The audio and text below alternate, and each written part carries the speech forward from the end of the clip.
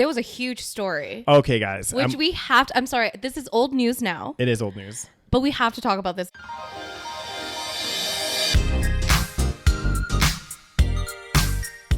Hi, and welcome to the SaVeg podcast. I'm Rose, also known as Cheap Lazy Vegan on YouTube. And I'm Daniel, one of your favorite guest stars on Cheap Lazy Vegan's YouTube channel.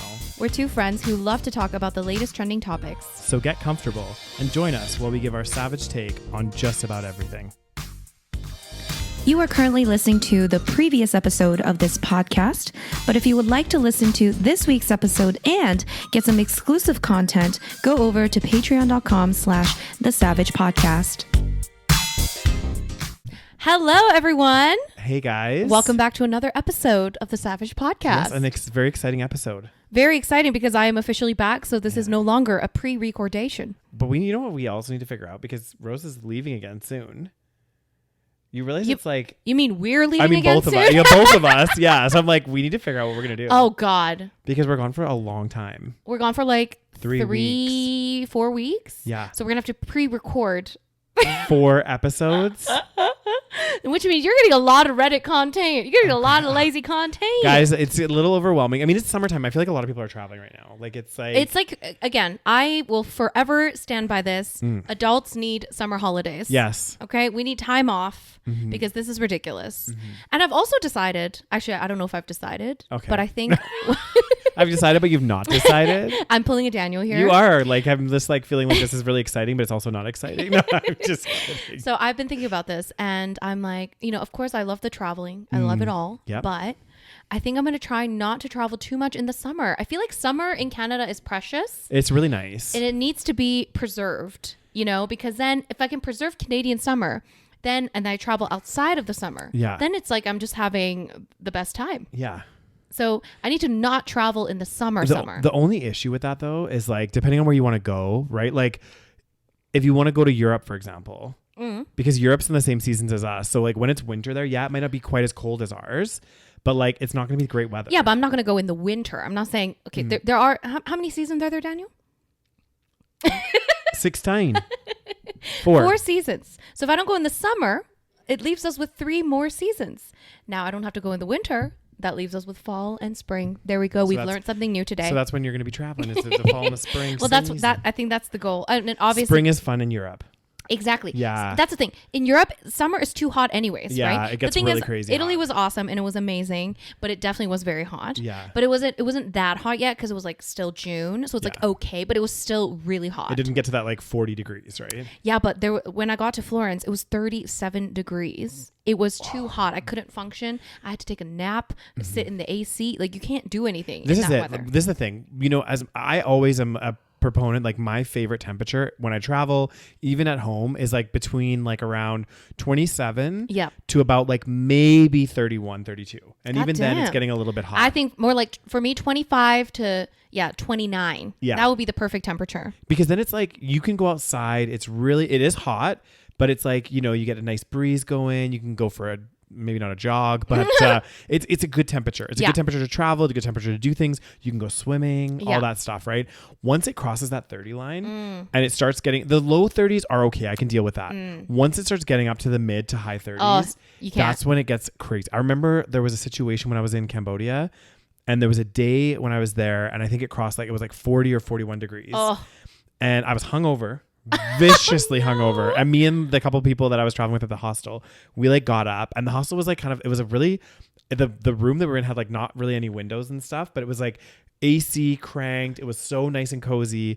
And then we left and got onto the street, and we were gonna go grab some food and everything, and it was so fucking hot. Literally, I'm not kidding you. We walked out. We're out there for 2 minutes, turned around, all went back to the hostel, and just spent all day in the AC. Yeah. Because it's it gets that point where it's no longer enjoyable. Exactly. It's too hot. You can't function. So that's the thing. It's Europe gets pretty hot in the summer.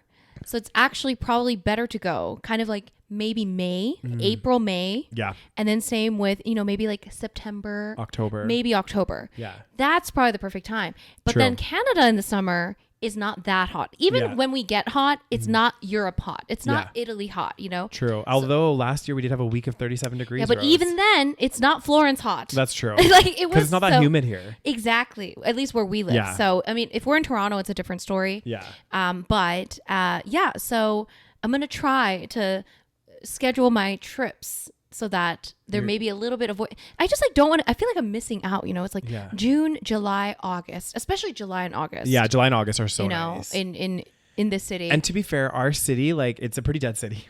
But in July and August, it does come alive. It comes alive. The streets are busy. People are out. Exactly. Yeah. So I should take advantage of the, you know, the liveliness that we only experience 2 months out of the year. Yeah. Exactly. So that's my new thing. Maybe we'll see how it goes next year.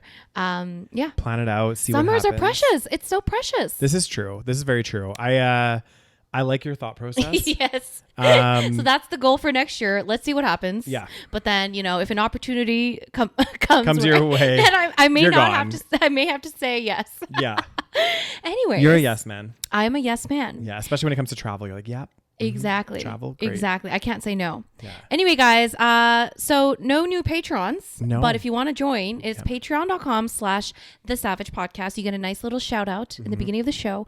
And you get every episode a week earlier than everyone else. And you get bonus content every single month, you guys. So make sure you join patreon.com/the SaVeg podcast. Yeah. And for June's exclusive episode, guys, we talked about some more dating stories, some Reddit scandals. The dating advice Reddit, which is one of our new favorite Reddit subreddits. So good. It's so good. And we might have to do a lot of those for August. I hope you guys are okay with this. Because, I love those. I think people do like them. We get a lot of comments like, yeah, we love this. And someone actually said we need to do a, oh my God, am I the asshole mukbang? Oh, goddamn. So we'd be eating, we'd be chewing. I don't know if people want to hear us chewing. A lot of people don't like the chewing noises. ASMR. On the I mean, some people I love the ASMR, you know, I love eating sounds. The thing is with ASMR, you know how like people say, oh, you hit this certain moment with ASMR where you get like a tingle and like all this. I feel like I've never got that. I haven't gotten it. I think some people get it and some people don't. I guess we don't qualify. I just feel like sometimes it makes me cringe a little bit. Like, you know, when their nails are on the thing. Yeah, I actually prefer just eating sound ASMR. Like slurping. Yeah, because like for me, I just get like hungry. I'm like, oh, I want to eat. Yeah. But I don't watch the ones where they're like, so today we're going to eat or we're going to tap on the mic. Yeah. And I'm like, oh my God, what is this? I know. I'm just kind of like, oh, okay, this is a bit weird. But some people like listen to it when they're sleeping. Well, one of my friends, because it's been like raining like crazy here, and one of my friends has like an app on her phone that she showed me the other day that she actually uses to help her go to sleep and stuff. Yeah. And it was like sounds of the rain, and she put it on for a minute. And I was like, oh, this is actually really relaxing. I was like, what does that have to do with the raining outside? Nothing. Because I was like, did she record it outside? Like, what was this about? Nope, nothing to do with it. The correlation is looking outside and the fact that it's raining made me think of this rain. And then playing the rain noises. Yes. But you know what, Rose? Let me believe in what I want to believe in. And I'll just let you do whatever you want to do, Daniel. Yeah, you know, I'll talk about one thing and veer off to the left and talk about something completely fucking different.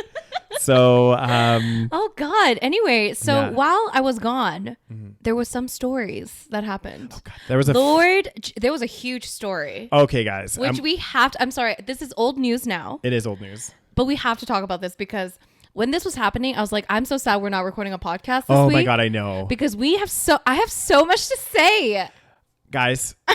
What are we talking about? We're talking about that like tin can that basically people got into to go see the Titanic. The tube. Oh God. Okay. Which they called a submersible. Yeah. So they called it, first of all, they called it a submersible. When I first heard this story, yeah, I don't know what you were thinking, but my thought process, right, was that it was a submarine.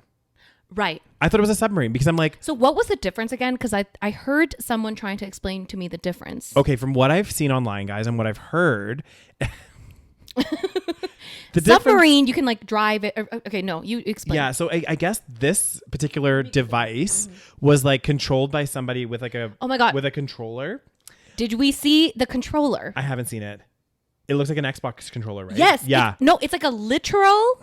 Like not even a Nintendo controller, but it's like a literal Game Boy controller. Yeah.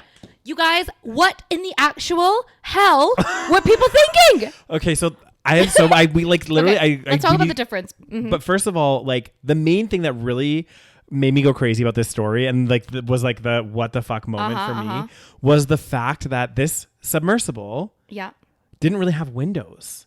So you go into like a sealed fucking tube and you have a TV screen.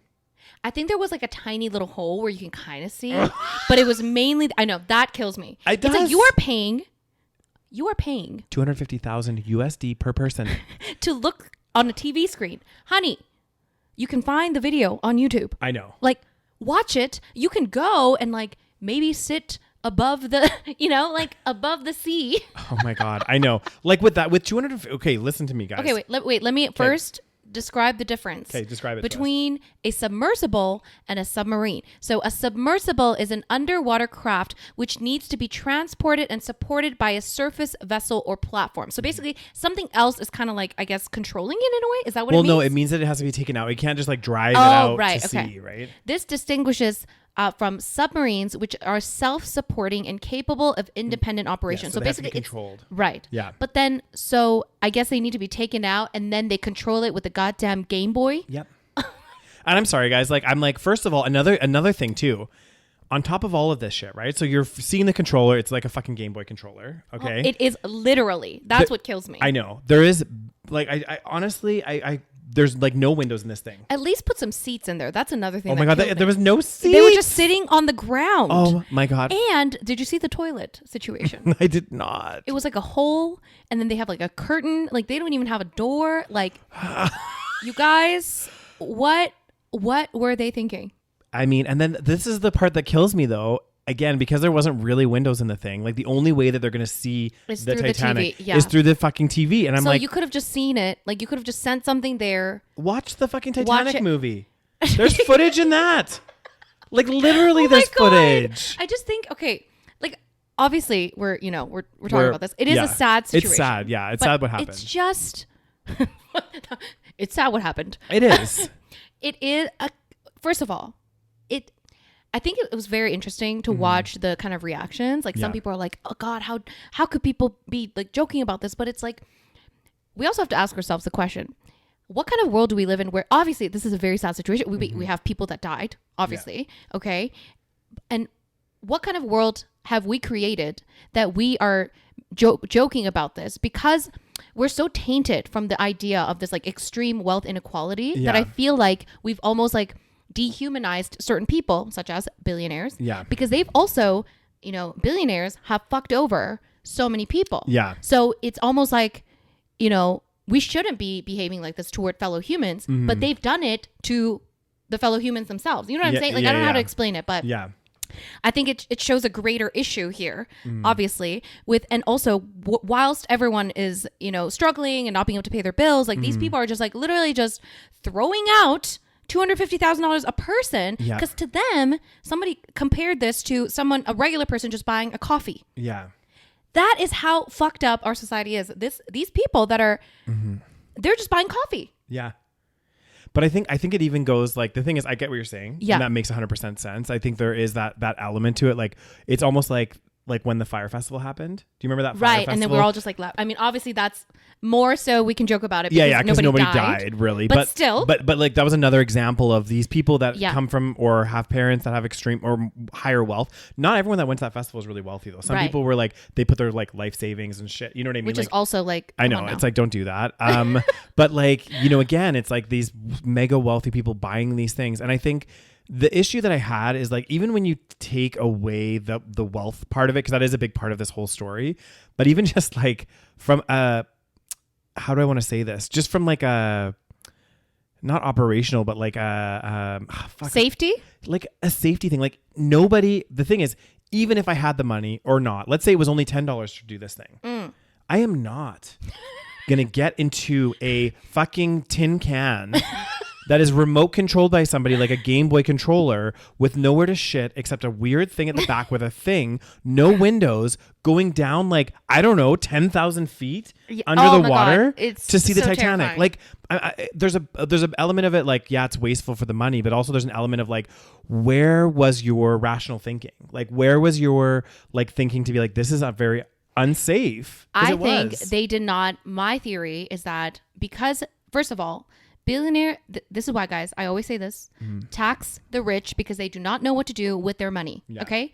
They have so much money that they don't know what to do with it, that they are throwing away this much money. And I think that, first of all, there's many elements. I think the wealth thing is very important to discuss here, though, because they are so rich, they've probably done so many random things, right? They've done the yacht parties, they've done the private jets, they've done they have a private island somewhere. Yeah. They're just bored. They need to do something more extravagant. So then this rich guy that the CEO or whatever, that's also insane. Yeah. He probably I think he approaches these people and is like, oh, do you want to do this exclusive experience? And I'm sure he does not. I mean, I don't know what he does. Okay. But he probably approaches them and probably has a proposal or whatever the hell he does. And so this guy approaches them and, so far they've done cool things in their lives and they just think this is a cool thing. True. Obviously it's very expensive. So they think, oh, it's safe. It must be safe. You know what I mean? Yeah. And because to them, even though it's expensive, to them it's chump change. Yeah. So they don't really do the research because anyone else spending, I don't know, even $100 or maybe, a few $100 would probably do a little bit more research because to them it's more than a coffee. Yeah, for sure. So they're just thinking, oh, this is something that my billionaire friends haven't even done. You know what I mean? Yeah. Because if you're a billionaire, you're amongst other billionaires. Nobody thinks anything you do is cool anymore. Everyone's bored out of their minds. Yeah. Everyone doesn't know what to do with their money. So they're just they want to probably look for the next cool thing. That's my analysis. Well, you would think, and I think that's pretty accurate because if you think about it, think about us and all of our friends, right? We get excited if our friends maybe gets a new house or or goes on a really cool trip and they tell us about it, oh, I went on this safari in Africa. But then if we were all billionaires and we'd all done this stuff, it's oh, I went to the African safari. Oh yeah, me too. Exactly. Oh, I went to me too. We've done this. They have so much wealth. And it's just they don't even know what to do with it. Yeah. And everything's just boring. Yeah. So this was maybe something exciting. I don't know. So because the thing is, they've already shown, there was a documentary that was done. I don't know if it was a documentary or a segment on TV where they showed, I'm sure you saw it. That's where they showed the fucking Game Boy controller. This guy did a story about this a year ago or something. Yeah. And he was showing how, there's some issues and, it's run by a Game Boy. I can't get over the Game Boy, honestly. And so if you had done that research, maybe you would have been ooh, maybe not, Yeah. But also, I just feel they're just you have all that money, you're paying all that money, you're probably thinking it's safe or whatever it is. I don't know. Yeah. But it's scary. It is. I can't. And this is where we do have to question in society how fucked up our society is. Yeah. Honestly, when we have so many of these issues globally, right? So many issues now, and it's getting more and more and more. And you have people that are throwing away $250,000 on an experience, right? There's people that's more than people's houses that people are literally throwing on an experience that, had it been successful and not, unfortunately, had the incident it did, maybe the experience lasts 4 hours. Yeah. And they they just saw it on a TV screen. Yeah. But it's so that one trip, because there was 6 people in there, right? Yeah. So that's $1.5 million USD for that trip. $1.5 million, guys. Oh my God. I know. It's absolutely insane. I know. Just for, I mean, they wanted that Titanic experience. Exactly. They got it. Well, they... literally, Rose. No, but they... Oh, God. Well, so the thing is, when we didn't... So I was in Rome when this whole story broke, and it was... We didn't know... At that point, there was a few days where we didn't know what was going on. Yeah. So they were trying to find it. And this is another thing that pissed me off. Guys, here's the thing. If you are a bazillionaire and you're going to go on these crazy life-threatening, because they have to sign a waiver being I might die. I'm okay with it. Yep. If you're going to do something like this, I need you to also sign a waiver that says, if I go missing or if something bad happens, we will not use taxpayer money to try to find us. Yeah. We will pay for it ourselves. If anyone can pay for their own search, it's you. Yeah. And they use the taxpayer money of Canadians and Americans, and I think it was the two governments, to find them for several days. Rescue. Yeah. When at the same time, there was a different story of what was the boat of refugees and 600 people died and nobody gave a shit. Yeah. And it was come on now. we're really going to put our taxpayer money into this. They chose that experience. Exactly. They signed a waiver that said they could die. It's like, like that kills me. Yeah. It's like they need to get that money back from the, like not to sound, heartless, but. Yeah. But that is a big part of it. It's like you're choosing to do these dangerous trips. Yeah. You're paying $250,000 per person. So if you can afford that for an experience of 4 hours, like you're obviously so wealthy that like, you're right. Like if you do go missing, like why is it like us that's now footing that bill of so like however much the search and rescue, which I guarantee the search and rescue was millions, like, guaranteed. Yeah, it would have been so much money. Yeah. So like it's like, again, it's just annoying and frustrating because it's like we're once again like bailing out like billionaires and shit. Once again, exactly. Because and these would be the same people that turn around and are like, oh, we need more tax breaks and stuff. Exactly. And That's the thing. Yeah, this is why people don't have empathy, which I understand. Like I get it. Like here's the thing: when I thought that it was missing, I did think, oh my god, that must be because we don't know. Do we know how long they were in the submersible for before it imploded? We have no idea, right? Yeah.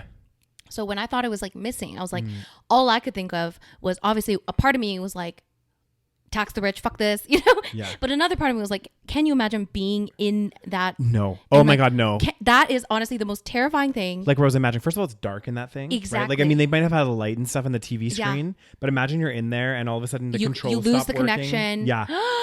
Honestly, I can't think of anything more terrifying. And you can't get out. Exactly. As soon as you get out under that. There's no control. Exactly. Because like, I think they lost the what do you call it? The communication with the whatever other thing that was controller. Well, I don't know if it was the room, like basically because like how the submersible has to be, should be an outer entity or whatever. Yeah. So they lost communication. That's how they knew it was missing. Yeah. God, like that moment, like unless they imploded immediately and they didn't know that happened, which hopefully that's what happened. Yeah. Because I cannot think of anything more terrifying. I think then the only, I mean, this is gonna sound terrible, but like if something is at that depth, I think that if it did implode, it would happen so fast. Yeah, no, it's like not terrible. You would literally felt it. Yeah, you would have been dead. Oh God. Because the pressure of the water is so intense at that depth. God, that's so scary. I know. And like, yeah. So at least given the circumstance, this was probably the best way for them to go. Yeah. Because we thought, because people were like, they're going to run out of oxygen. And in that case, like that is so terrifying. Yeah. Like, so at that moment, I was like, oh my God, that is terrifying. So I did feel for them because I was like, oh my God, can you imagine being in that situation? Yeah. And then we heard that it was probably an implosion. Yeah. So it's like, at least, Well, and this is the thing, guys. Like, honestly, the oceans around the world, first of all, they're very vast. And secondly, they are fucking crazy. They are crazy. And like, no matter what, like you can think whatever you want about the oceans, but it's like they're saying that we have discovered or we know more about like the moon than we know about our oceans because they're so they're so deep and vast and they have crazy currents and all this kind of shit. Like even people can get pulled off of a beach in a riptide. I'm like pulled under. Oh God.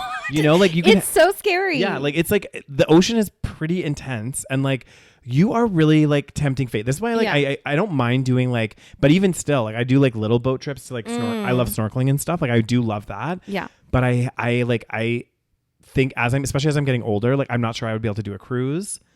Because I feel like a little bit like because you're out in the open seas. Like I don't want to be. God. I'm sorry, guys. Like just all of this shit. Maybe I'm just like paranoid, but I do not want to be in open seas. No, fair. Because of all this crazy shit that happens and like even going down in submarines and stuff. No.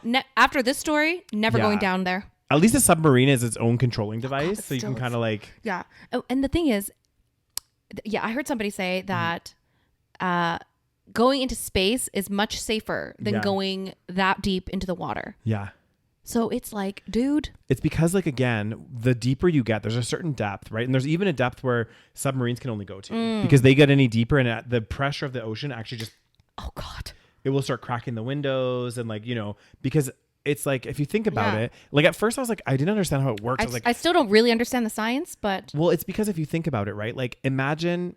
The water pressure is like too much. Yeah, the water pressure. Right, because it's just like too much. Exactly. Too much water. Yeah, and the way that I think about it, and like I could be like wrong, but like the way that I think about it is like technically when you're in the water, like you're swimming in the water, you have all of that water on top of you, right? Really, like that's because all that water it's like pushing on you, right? And as you get deeper and deeper and deeper, it's like you have like just monumental. That's why you get like so much pressure and like interesting. You're probably right. Yeah, because if you think about it, like if you hold water above your head, it's we're just two people just don't know anything about this. No, this is our guess. But it makes it makes logical sense. Yeah, because if you think about it, like the water is on top of you. Yeah, really, you're probably right. Yeah. And then as you get deeper, it's like more and more water until it's like you get fucked up. And there's like no oxygen, and it's just like. I mean, the ocean's a really scary place, guys. It is a scary place. We do not fuck with the oceans, even billionaires. Okay. I know I'm sorry. No matter how much money you have, you cannot prevent shit happening in the ocean because it's fucking scary. This is a humbling experience for rich ass people. Okay, you have to realize you are not immortal. Okay? Exactly. Okay, nature does not care if you have billions of dollars in the bank.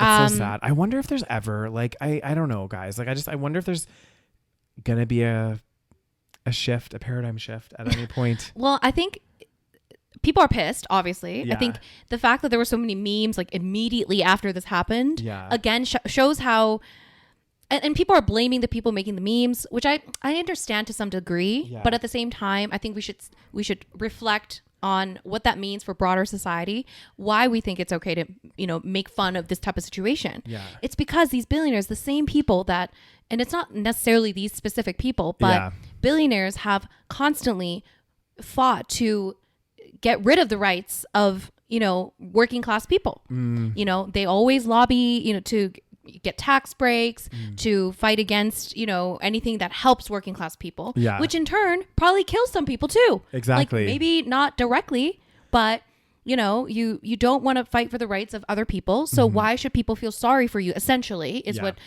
people are necessarily saying. So, well, it's funny because I was watching this, I can't remember if it was a TikTok or maybe it was in like a documentary, and it was talking about like the mega wealthy, right? Like we're not talking about like millionaires and stuff. We're talking about the billionaires, right? And they were saying that, and I feel like this is somewhat true. They're saying no one person became a billionaire without exploiting people. I mean, I agree. Because even if you think you're a holier than thou billionaire and you became a billionaire, let's say you own a business. Well, the reason you're a billionaire is because the wages of the workers and you're not sharing in the profits. Yeah. You know what I mean? So any way you want to cut it, like a billionaire basically is exploiting people. Yeah. Like, I do feel bad for the son though. The 19-year-old son. Oh yeah. son. Oh God, I know. 19. Dude. I know it's sad. It's still sad, guys. The whole thing there's is still sad. people at the end of the day. People. And you know what? Part of the problem is that, again, that whole like don't hate the player, hate the game. Exactly. Part of the problem is, we have people doing this, but then part of the problem is we have a system that allows it. Absolutely. Right? So that's why I do feel sad for them as people, because the system allowed them. Exactly. Like they just won the game. Yeah. They just won the game. Like what, Well, and this is the thing, you get rewarded for that. Like even look at these big corporations and stuff, the more profitable they become and the more they like, grow shareholder wealth and stuff, then they're renowned as like a good business, right? So it's like they're reinforced that that's the behavior they should be doing, right? So, and I think the richer you get, you're like surrounding yourself now with other rich people, and then I feel like you probably get swept up. Yeah, you probably get swept up with the game. You kind of, this is what they say about, a lot of politicians initially when they, start politics. A lot of them have very good intentions. They want to change the world. They want to do this. They want to, maybe make lives better for people. But then they start getting swept up in the politics. They start hanging out with other politicians. They start, like interacting with rich people. And then they start to slowly shift and they start to slowly change. Well, and it makes sense because if you think about it, like think about the reason that me and like, we have these conversations about the mega wealthy, right? We're like always like talking about like the situations that are going on. But if we ourselves and all of our friends were all the mega wealthy, like our behavior, like, we'd be less likely to be like, again, we would, if we got to that level, like, who knows, we could get swept up in it and just be like, oh, like I worked hard for this. Exactly. It's like, I deserve this. It's like I talked about this before on this podcast about that Monopoly game. I know exactly where you're gonna bring up. Yeah. And they have these people play this Monopoly game, and always they gave a unfair advantage to one player. Like they gave them more money, more property, or whatever, and they always won the game because it was rigged, right? Like they're like there was no way for the other person to win. But it was funny because at the end of every game, the reason the winner would say, "Well, why do you think you won?" And it would never be, oh, because I started with more. It was always like, I had a better strategy. I did X, Y, Z, because they actually human nature causes us to like reinforce that we deserve that. We worked hard for that, even if we didn't really, you know? Yeah. And I feel like you're right. It's like if you surround yourself like with certain people, like if all of our friends were mega wealthy, we wouldn't have these conversations. I mean, maybe we still would. I don't know, you know, like maybe now because we've lived so long. Yeah. And then if we all of a sudden became like wealthy, it would be a little different.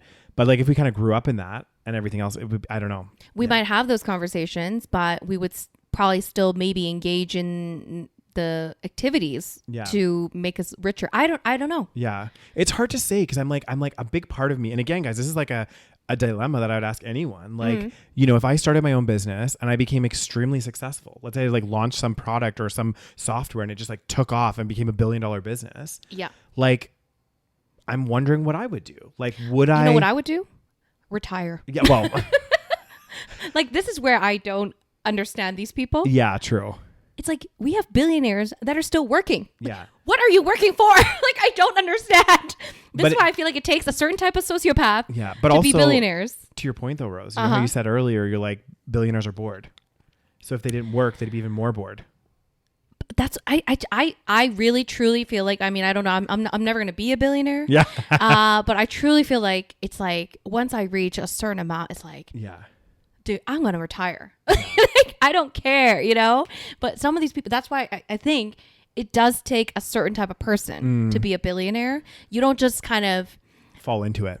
Yes. Yeah. So I'm not saying they're necessarily like extremely hard workers, which I'm sure they are hard workers. Don't get me wrong, but it's like a different type of hard work. Yeah. It's like this, like, you know, they have to have a certain power. It's like, it's more than just, I got to make a lot of money. Yeah. You know? But I also agree with you. Like, I mean, I'm in that mindset too. Cause I'm like, if I like, let's say I, again, got a really successful idea and I made like, I don't know, quite a lot of money off of it. Let's say like I have 40, enough to retire. Yeah, enough and to retire. Be very comfortable. Like 40-50 million. It's like, if I did that now, then again, it's a different mindset. Yeah, I would it's be a different mindset. I'm like, I don't really need any more money than that, do I? Yeah. So I'd be like, okay, cool. I'll retire, you know, live off of like dividends and shit or whatever. Like I'd, you know, I don't know. Yeah. Do something else. Exactly. Like you could do so much with that, even just with a few $1 million. I know. So I don't know. So anyway, that's the submarine story. God damn, or submersible. The submersible. Yeah, I mean, I'm learning a lot about underwater activity, you know.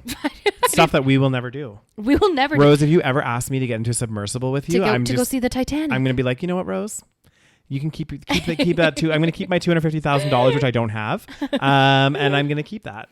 The thing is, I love Titanic. Yeah. One of my favorite movies. I was just playing it over there. Now it's trending on Netflix.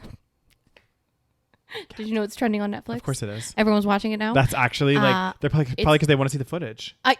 They want to see the footage and pretend they're in a submersible. It's the real footage. I know. That's what they were saying. They were like, there was like some jokes on TikTok about this whole situation. They said, you know what?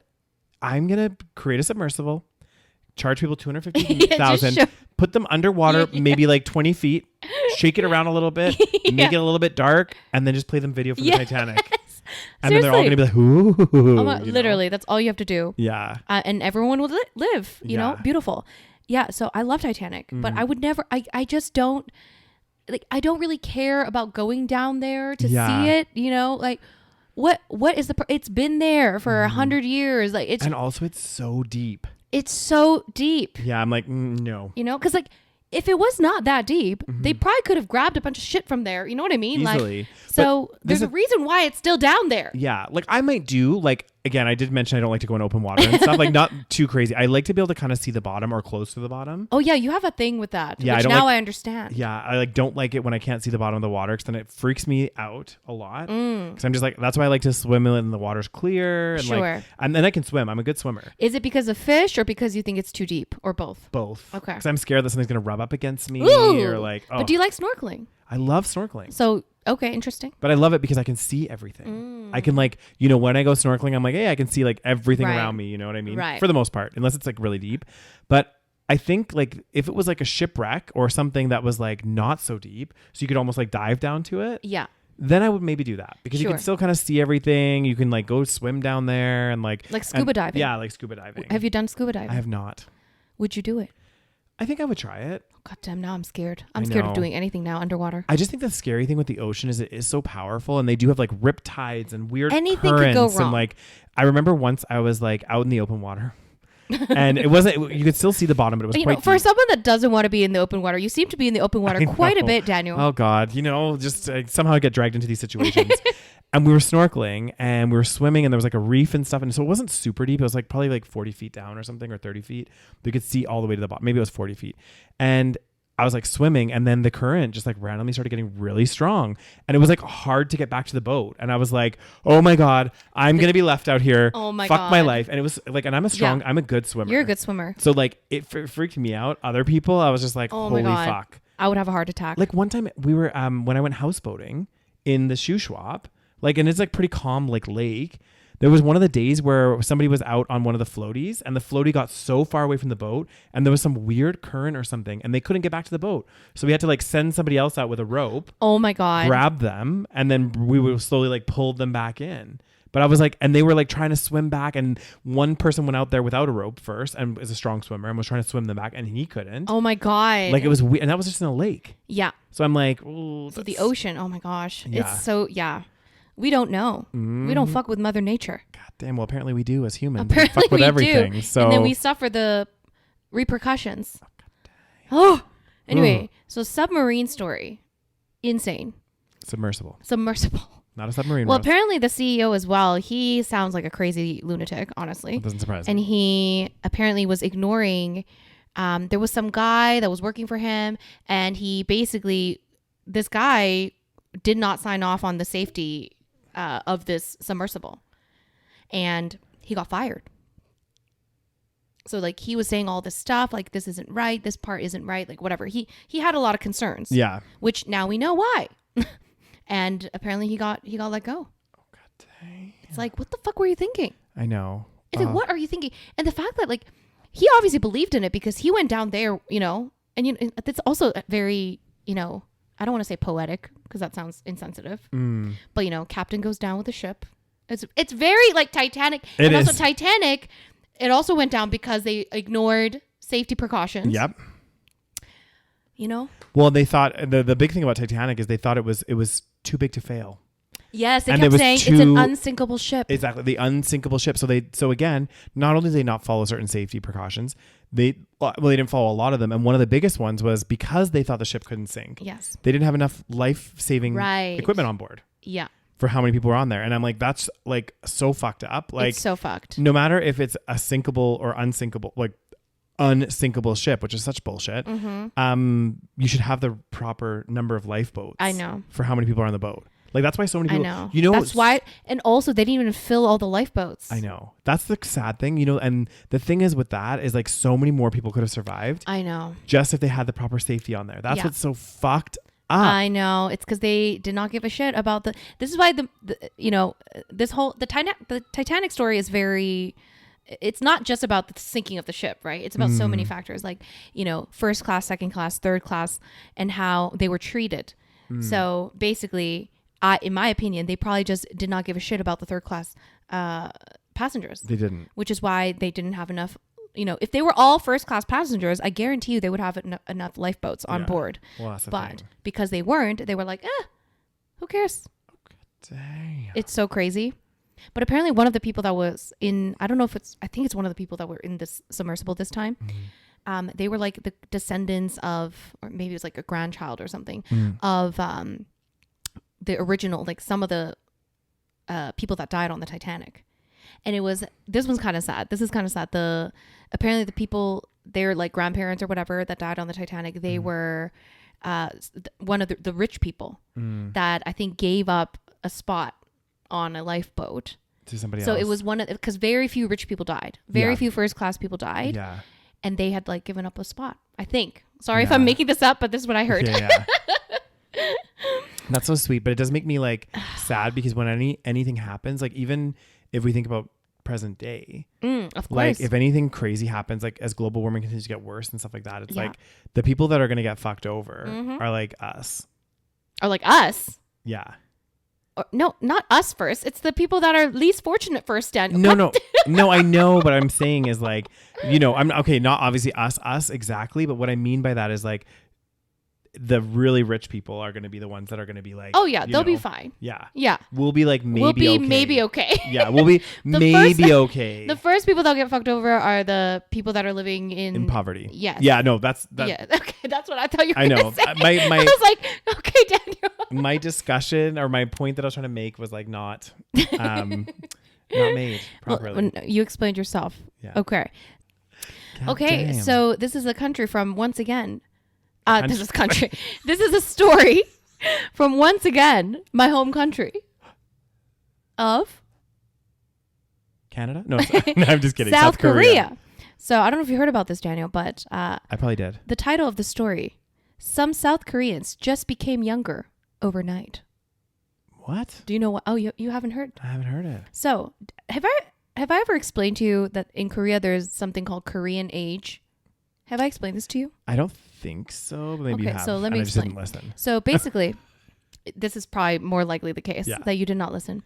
So South Korea, I guess it's, I don't know if North Korea did the same thing. I'm assuming they did because I'm pretty sure this is a long-standing tradition. Yeah. But Koreans have what is called Korean age, where it is different from anywhere outside of outside I was of going to Korea. say white age. Anywhere outside of Korea. Yeah. So basically, it's really fucked up. Okay. So I'm glad. So basically, the news story is that they got rid of Korean age. So Oh, no longer okay. are we doing things by Korean age. We're going to go with the rest of the world. Of like birth age. Yes. Yeah. So essentially, what Korean age is as soon as you are born, you are considered 1 year old. Immediately as soon as you are born. Okay. Does not make sense already. But, Yeah. you know, they say it's because they take into account the time in the womb. But that still doesn't make sense because it's not like it's a full year. No, but it's 9 still. months. Exactly.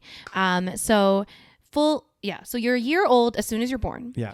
And then this is the really fucked up part. Yeah. Every new year. So I think traditionally they did it Lunar New Year. Okay. Every Lunar New Year. Everyone ages 1 year. So you don't turn an extra year old on your birthday. Okay. You turn an extra year old on the new year.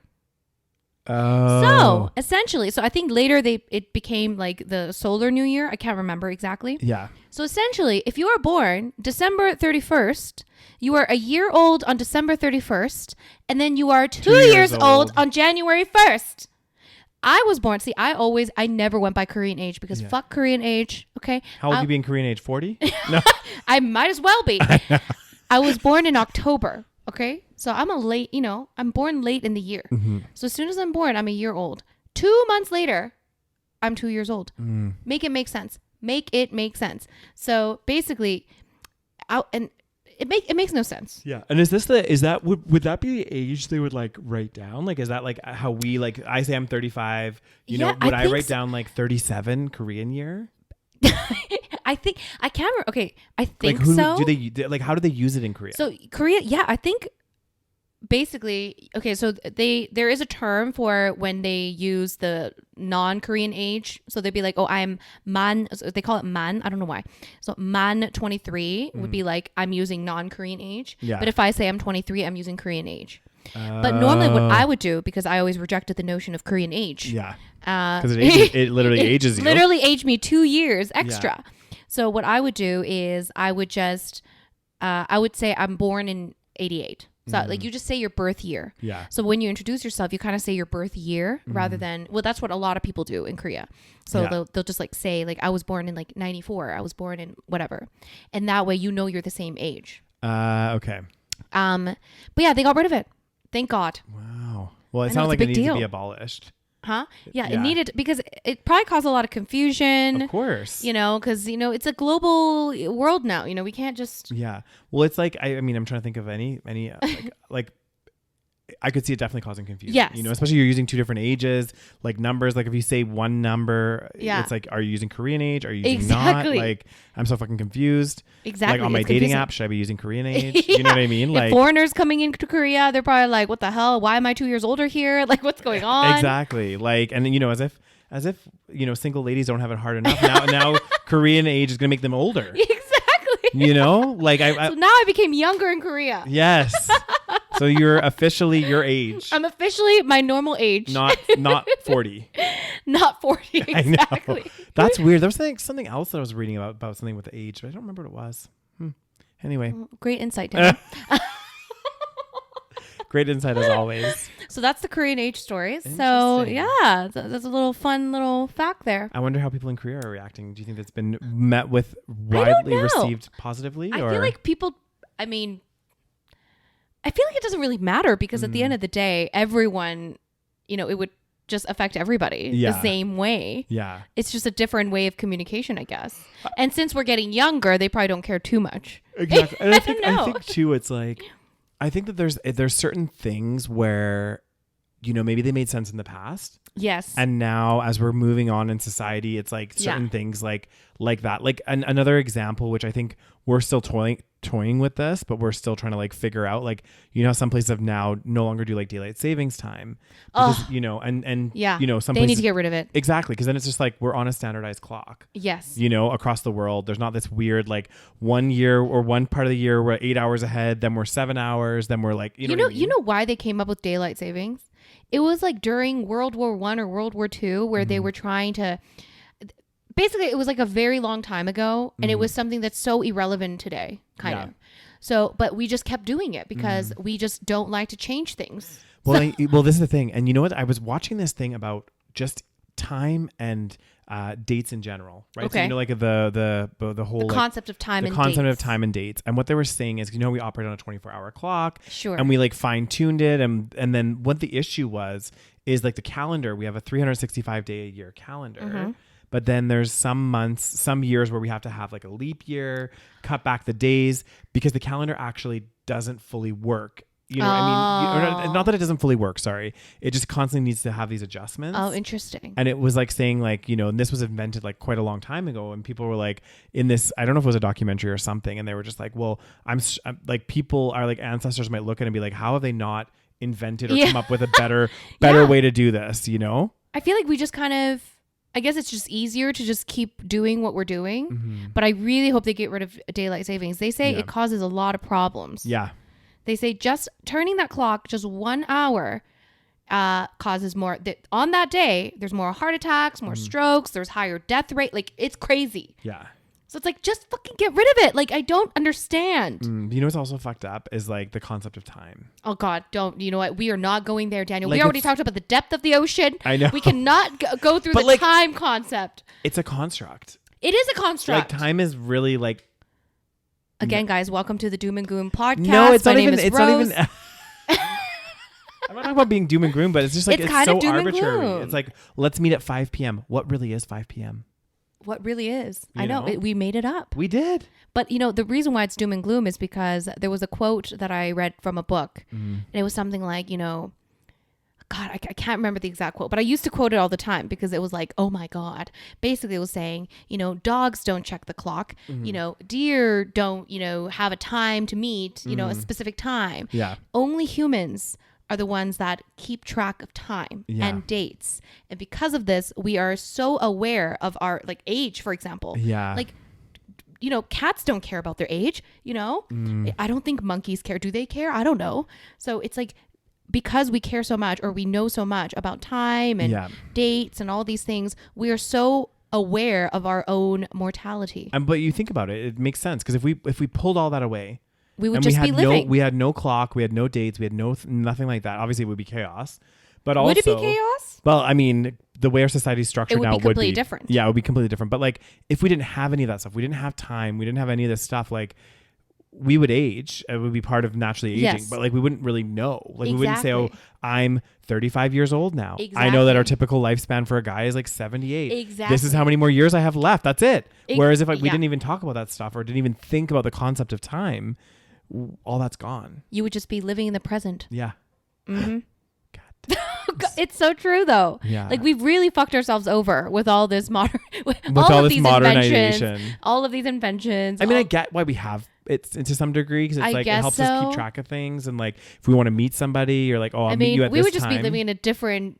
We would just be living very differently. Yeah. If we didn't have the concept of time and all these things. Well, that's what I think is one of the weird things, like too, when you see these zombie apocalypse shows and shit like this. Oh God. I just started watching, guys, so I've never seen this show before. Which one? It's called Lost. And Oh, that's an old show. It's eh? old. It's really it's the old. one where they're on an island. Yeah. Okay. So it's about this plane crash that crashed on this island. To be fair, the island's like there's all this like weird superficial shit that's happening. Okay. Like the island is tropical and they have like polar bears on the island.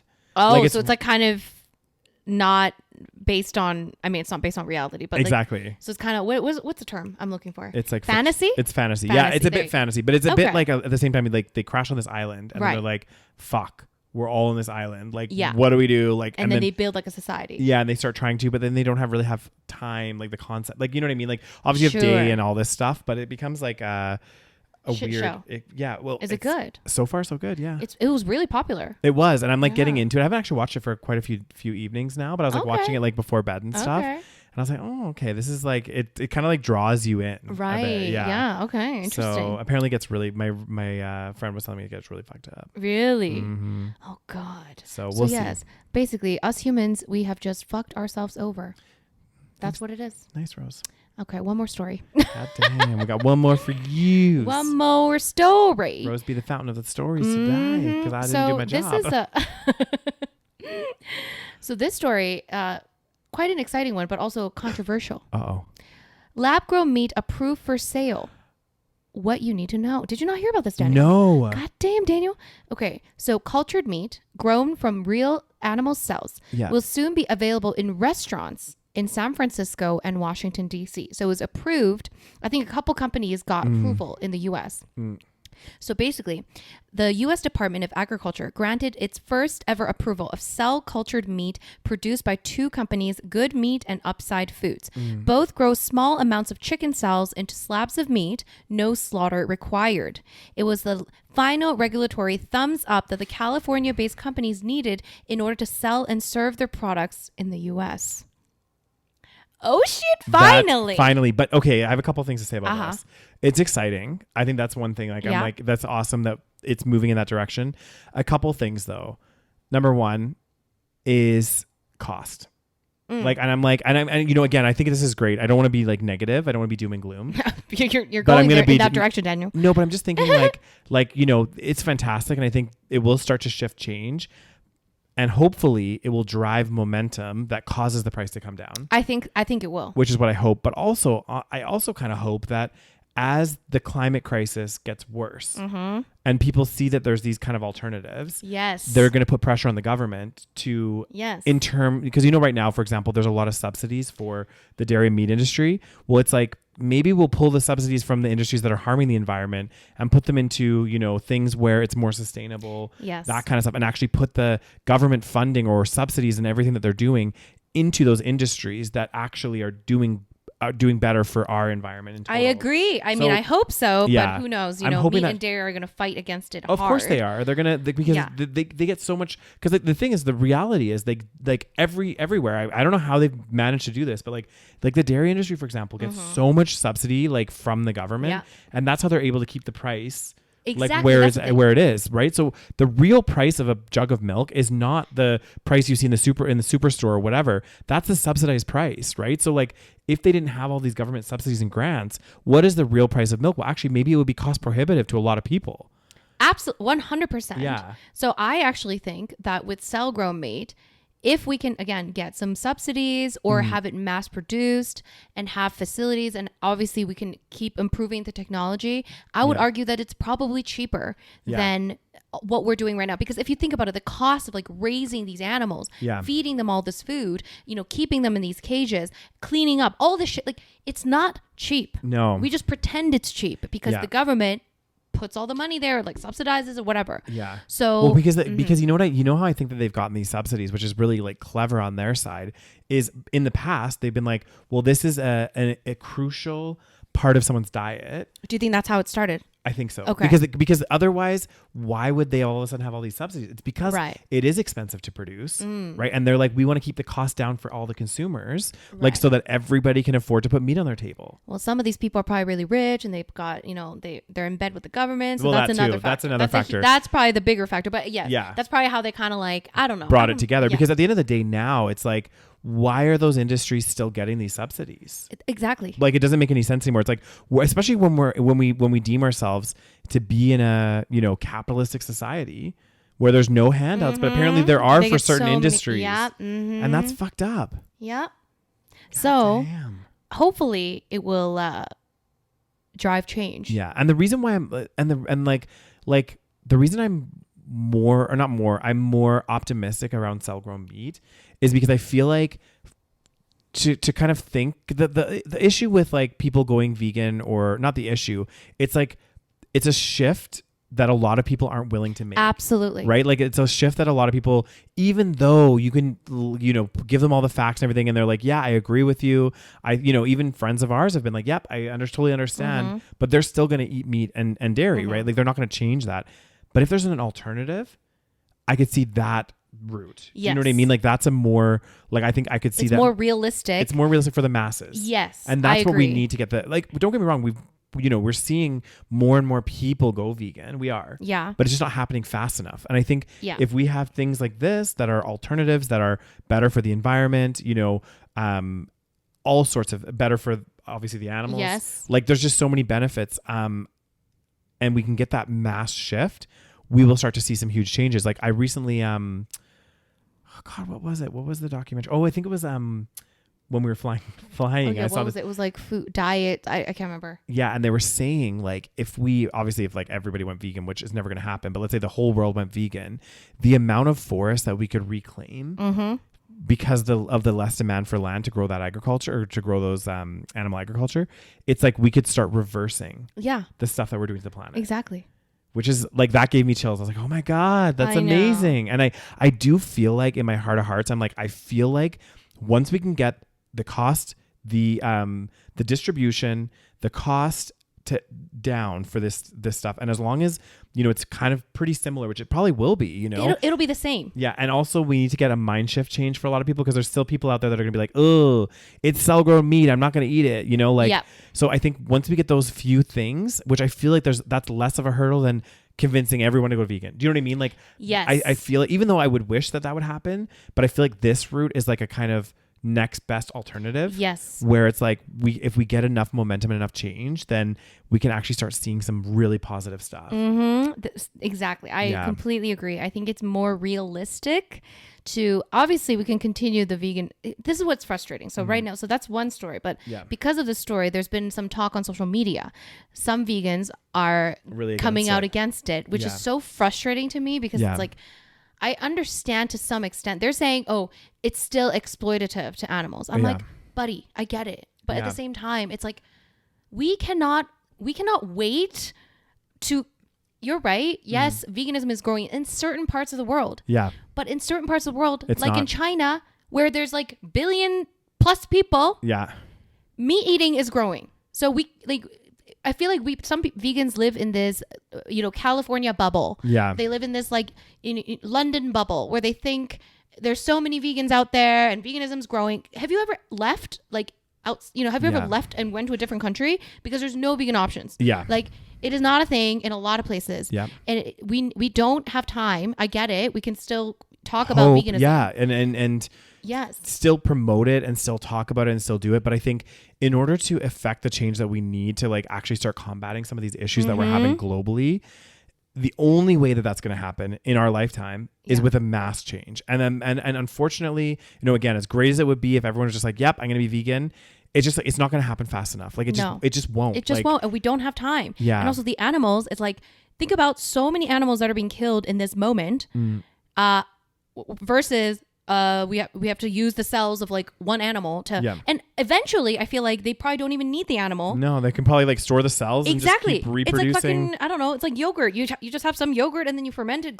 create more yogurt. It's like a kombucha SCOBY or whatever, exactly. you get the mother and then you get the babies. You just need, so I get it. It's not fully, non-exploitative. Yeah. But compared to what we're doing now, it's so much, it's like you can't even compare. Yeah. Like don't get me wrong. If there was like a choice that we could make that we're saying, hey, if everybody could just go vegan and it was that easy, like and everyone would do it, obviously I'd be like, that's the better route. Like I would be like, bullshit, like who cares about this lab grown meat? Let's just all go vegan. But like the reality of is we have to like kind of take a step back and pull ourselves out of the bubble that we're in. Yes. Because you're right. Like you go to travel and go to some of these places and there are not vegan options. No vegan options. And it's like, you can't live in especially if you live in a big city too, go to small towns. Exactly. Go to all these other even places. in Canada, even in the US, go to different places and see how little options you have. Why do you think there's no options? Because there's not vegans out there. Exactly. Okay? So and that's the issue. And it's like, you're not going to get people to change fast enough. And I think products like this, again, with a few little things like cost and mindset shift a little bit about eating cell-grown meat, and then also distribution, like being able to have it widely available, get those things in line, and we could see a paradigm shift. Yeah. I think it's so crazy as well that people are okay with eating factory farmed meat, but they think it's gross to eat cell-grown meat. Yeah. It's like, listen, you're like, what? They're like, oh, cell-grown meat is not natural. First of all, just because something is not natural does not mean it's bad. And but also, do you think factory farming is natural? Exactly. It's not natural at all. Keeping animals in tiny cages and like literally like rolling around in their own feces. Yeah. And they're injected with hormones to make them grow like 5 times faster than they would otherwise. And not just hormones, Rose. All the antibiotics to keep them healthy because they're in such shitty conditions. Exactly. So they're like so fucking sick and diseased. Yeah. And then you slaughter them before they are, 2 years old probably. Yeah. You think that's like normal? Like, I know. It's so crazy the way that we have normalized this kind of thing. Yeah, it's so fucked up. But I think, again, if we get that shift and then the government, people start lobbying the government more to like start, against. God, yeah. But this is the hard part. This is why we need the vegans on board, which is why it's so frustrating when vegans are like, I'd rather eat tofu. Well, great. It's not for you. Like, yeah, this is the thing. Like, and just to get that government sponsorship, just to, and not just for the lab grown meat though. And I don't know if this already exists, guys. Like, I haven't like done my research about it, but like start putting emphasis or government subsidy on, oat milks and dairy alternatives and things that, again, we're producing that are less impactful. And the statistics are there. You can look it up yourselves. Like, how much more? Yes, of course, people will be like, well, oat milk and almond milk still make an impact on the environment. Yes, they do. Yeah. But when you look at it in relative terms to how like dairy milk and everything else, it's such a huge difference. Yeah. So like, again, the lesser of two evils, you know what I mean? If we're going to have like milk, quote unquote. So why doesn't our government, start channeling these subsidies and things into things that are actually like doing less harm? So I think there's a few things, and maybe we'll see a shift in the next couple of years. Oh God, I really hope so, because I think if the government started doing that, then these people that are currently producing animal products may shift. There have been some farms that have changed course, so they can shift to do a different, to doing, cell-grown meat or doing oat milk instead of dairy. Well, and also, you know what it will do? So partly, so there's so many different multitudes and factors, but like if the government did that, let's say they sponsored this, they put more money they took the subsidies away from the kind of animal agriculture industry and into these alternatives. We would also see a paradigm shift, a forced paradigm shift, which sounds kind of bad, because what's going to happen is those that are still in the animal agriculture business, they can't afford it. Well, it's not that they can't afford it. They'll have to put their prices up.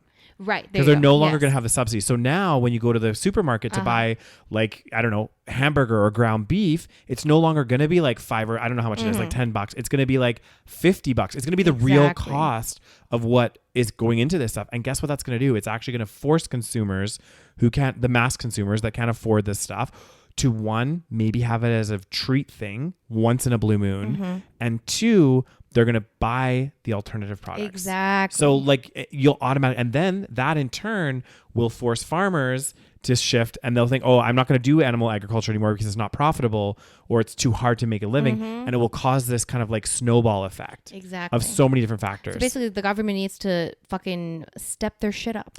It's both. It's everything. But like, I think just even today, if the government today, even if this lab meat didn't take off or whatever, but if they today took away the subsidies that they're giving these industries and putting them in other ones, we would see a shift, because the cost of some of these products would become prohibitive. Of course, but then they're not going to do that. That's the problem. Of course.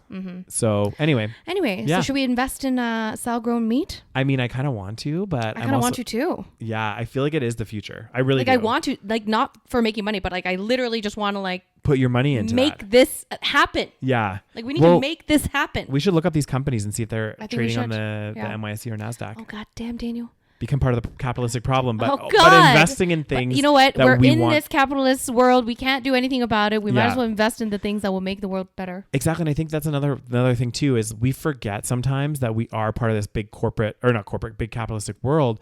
But in that realm or sphere that we're in, like, we have the power to make small change, right? So like where I spend my money, what I'm buying, what I'm investing in. Exactly. So if I choose to invest in these companies that, you know, maybe some people might deem it a bad investment, I don't know, but like investing in companies that I want to see grow, that will help them get the capital they need. Yeah.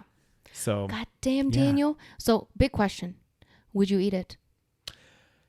I don't know. I think maybe I would. I would God try it. damn, I think I would try. I mean, I haven't actually eaten. I haven't eaten meat for Many years now. so long. Yeah. How many Like, years has it been? So I think you stopped in what, 2015, 16? no, so 2014, halfway through 2014. Right. You stopped No, eating meat. yeah, it was towards the end because I remember I like messaged you. Yes. And I was like randomly like, Yeah, you're like, no, it was 2015 because Was it 2015? because 2014 I moved to the UK. Yes. In September, and then that following like spring-ish Right. was when I was done, So and I it's- went vegetarian, and then the following year, that January, You went vegan. Yeah, So it's been 8 years since you've eaten meat. yeah. So yeah, for me, it's been 10 plus years. yeah, I think I would, like, honestly, like, being completely honest, like, I would try it. Oh, God damn. Yeah. Really? Yeah, I mean, I don't think I would try it. Yeah, For I me don't know. personally. Yeah. I would support it. Yeah, No, but I always say I would try, if it was cell-grown fish, I would try it. yeah. Maybe cell-grown egg, although I'm not sure. I know that's I don't know. I don't want to say it's weird, but you know, I just I think the meat I wouldn't touch. yeah. Yeah, for me. But this is the thing. Even when I was eating meat, I wasn't a big like steak fan. You know what loved you loved your chicken though. I did. I love it. loved steak, but I can't imagine eating it now. Yeah, it would be weird. It would be really weird. Like, that's gross. See, I don't know, because I really like the Beyond stuff. You know, like I like the That's the Beyond thing. burgers That's and what's things like crazy that. to me, because like it's so weird how you're kind of. I guess it's more of a mindset thing, right? Yeah. It's so weird how I'm so grossed out by it now, but I'm not grossed out by like Beyond Meat or Yeah. anything that I know is not real meat. But if Yeah. it tastes like super realistically like meat, I still like it. Yeah. But if I knew if it was like real meat, Then you would even be if it's cell grown, yeah. I would think it's gross. Yeah. Interesting. Well, I don't know. I can't make that choice yet. We'll see when it comes to Canada, and we'll Oh, see. God damn. Damn. And on that positive note, We did end on somewhat of a positive note we did. this time. Yeah. I think that I feel honestly these I really stories hope this is like the one make thing me that, optimistic. yes. Because like the vegan thing, listen, like obviously we're vegan and like we want veganism to grow. Yeah. But there is a little bit of, you know, even as vegans, we're like, is this ever going to happen? You know, are we ever going to achieve? I think the thing is we're realistic vegans, right? Exactly. Like I think the thing is I'm if not you, living in a bubble. exactly. If you live in a delusional bubble, like no offense, like Oh, God damn. sparkling water. Yeah. If you like live in like a bubble, right? Like it's like, you know, obviously the ideal is everyone just naturally goes vegan. Yeah. And then because there's so many people that went vegan, you know, animal agriculture goes out of business. We start reclaiming back the forest. We start reversing climate change. Like there's so many like knock-on effects. But the reality, we have to like accept reality. Like, Exactly. That's just not going to happen fast even enough. if veganism is growing, it's like when you are growing from less than 1% of the population, it's like, how fast do we need to grow? But also, like, you made a really good point. Like, veganism is growing more in like Western society. Exactly. So, like, United States, Canada, UK, Australia, these types of places where actually, you know, the population is also not that high. I know exactly when you and think also about not growing. Exactly. 2/3, I think, of the world live in like China, India kind of area, and they are having an increase in middle class and an increase of people. What comes with that is more and more people are now adding meat to their diet. Exactly. So it's like that sinking boat analogy. Like if we're in a boat sinking and me and Rose are scooping out the water and someone's filling it with water with a hose, like we're never going to win. Exactly. So if it becomes cost effective and then they can start putting it in markets like Exactly. China and like that's other what parts we of- need to do. Yeah. If we can do that, then we can make a massive difference. Huge change. So, I mean, this is probably this is like, for me, style grow meat is the biggest hope I think that we have. Yeah. In terms of like actually making big change. If we can like get it to, you know, fucking Take off. take off. It's I been know. taking too long and we need to get it take off. I know. I agree. So guys, vegans, support this shit. Support Yes. this shit. Okay. I'm gonna look at it. I'm actually gonna look these companies up, and I'm gonna contemplate. I'm not going to invest right this second, but I might, over the summer or something, I might put some money in there. Damn. I need to go to California. God damn. Anyway, guys, thank you so much for listening. I hope you enjoyed this episode. Let us know your thoughts. Let us know what you think of the cell-grown meat situation. I want to know. I want to know. Everybody leave comments, good or on bad. On our YouTube video. Just tell us. Let us know your thoughts. If you're for it, against it, let me know. Hopefully you are for it like we are. Make sure you subscribe to our YouTube channel if you haven't already. Make sure you follow us on whatever podcast platform you listen to us on. Give us a little 5-star review. We enjoy that very much. Of course. And what else do they need to do? And also, guys, if you haven't already, check out our Patreon page, patreon.com/the SaVeg Podcast. You get all episodes a week early. All the content on there is ad-free. And you also get an exclusive episode every single month and the access to all of our library of exclusive episodes, guys. There is so many now. So you can, go through all of those. I'm feeling pretty positive about this lab grown stuff. I know. I'm finally leaving not feeling like depressed on this podcast. Yeah. So it'd be cool, guys. Like, let's see what happens. And like, I'm hoping a year from now we're doing another episode and we're like talking about how much lab grown meat has like taken off. I really hope so. Like, how cool would that be? I really hope so. I really hope so, you guys. Okay. It could be like one of those things that explodes, like grows so explosively fast. I hope so. Takes over the world like COVID, but in a positive way. Like AI, it grows exponentially fast. Exactly. God damn, guys. Let's make it happen. Let's do it. All right. Thank you so much for listening. And Thanks, we'll talk to you guys next week. Bye.